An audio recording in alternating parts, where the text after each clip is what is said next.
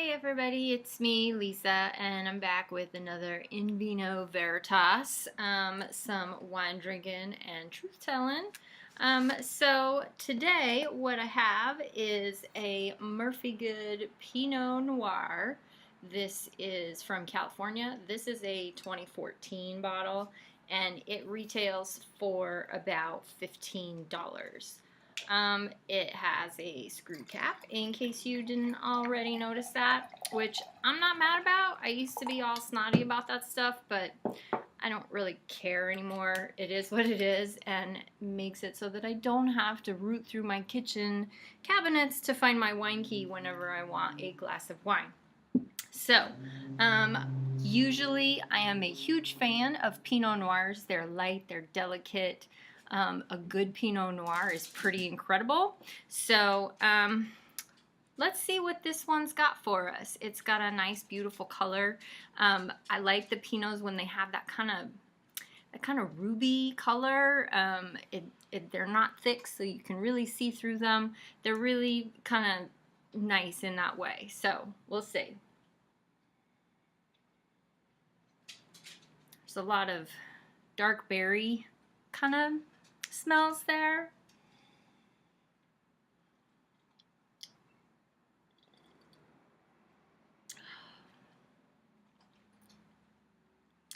So this one has a lot of fruit in it on the dry side, which I'm personally a fan of. It tastes like cherries, kind of like sour cherries, like not the maraschino kind, but the kind you might bake in a pie. But the really red, really deep, dark red cherries.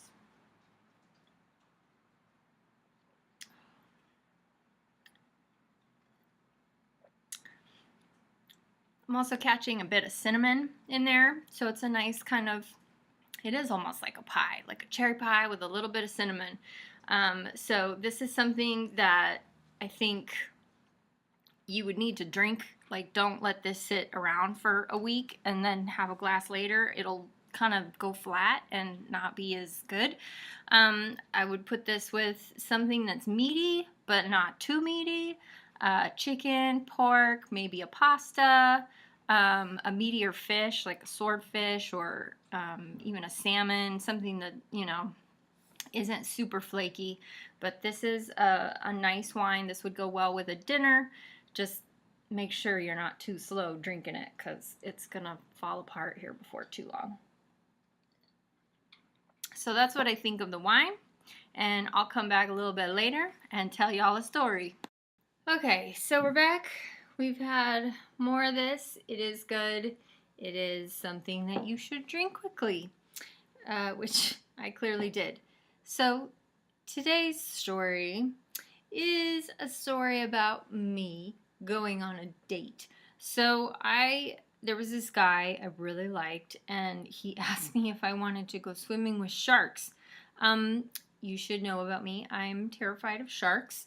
I have watched Shark Week, not because I'm fascinated, because I want to take notes and know exactly how to not ever encounter a shark in my life.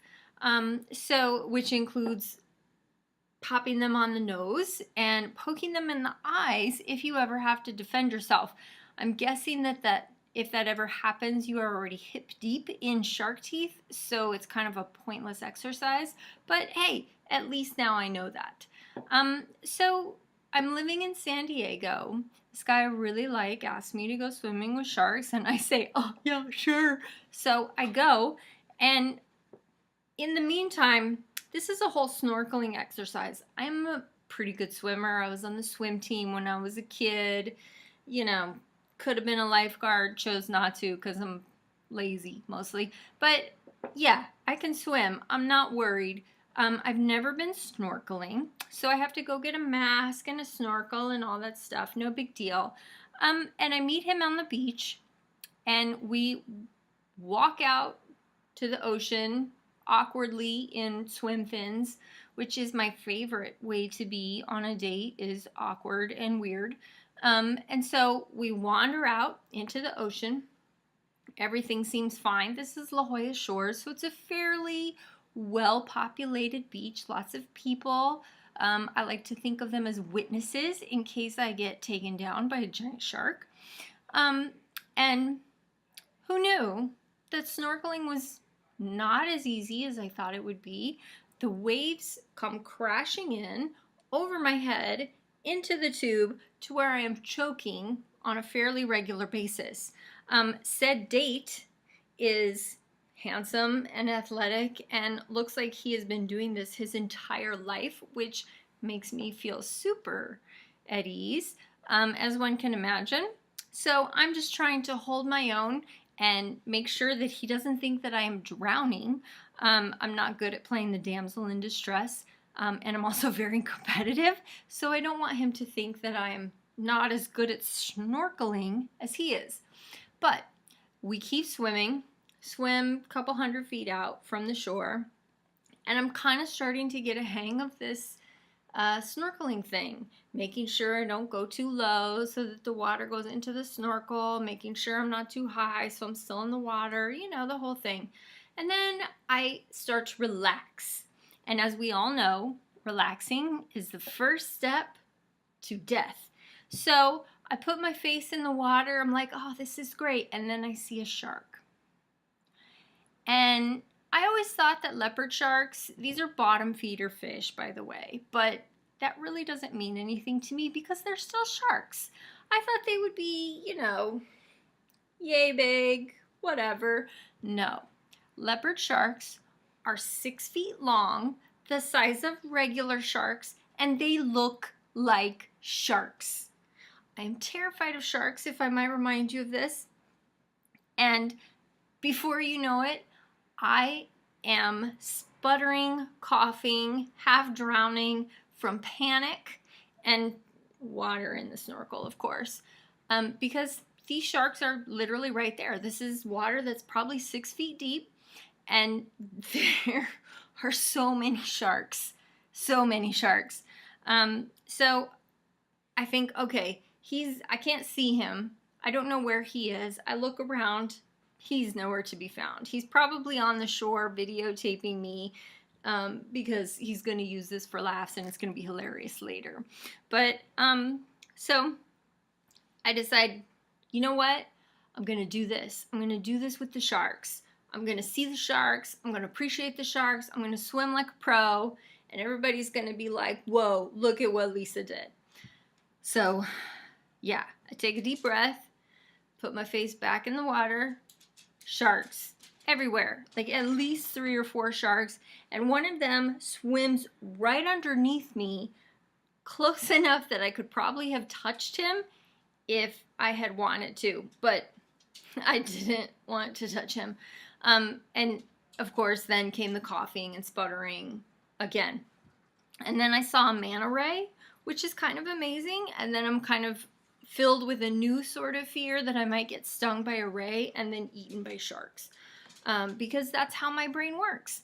And that would be a date that would end in infamy, to say the least. So anyway, I finally decide I'm tired. I can't do this anymore. And I start swimming back towards the shore. And finally, when I get there, said date is looking handsome and tan with his smile gleaming like a toothpaste commercial, and he doesn't say anything about me sputtering and coughing and panicking like a crazy person, even though I know that's exactly what I've done for the last 20 minutes. And he walks me to my car like a gentleman, and then he says, "I will see you later," which is not exactly the ending that I would have hoped for on a date where I feel like I risked my entire life. So this is my proposal. Guys, if you don't have that, whatever it is, be honest at the end of the date. And instead of saying, "see you later," why don't we go with, "I intend to never remember that you exist." How about that? And then swimming with sharks will be my accomplishment and not something that I did for someone who would never notice. So that is my story for today. Drink happy, drink often, enjoy.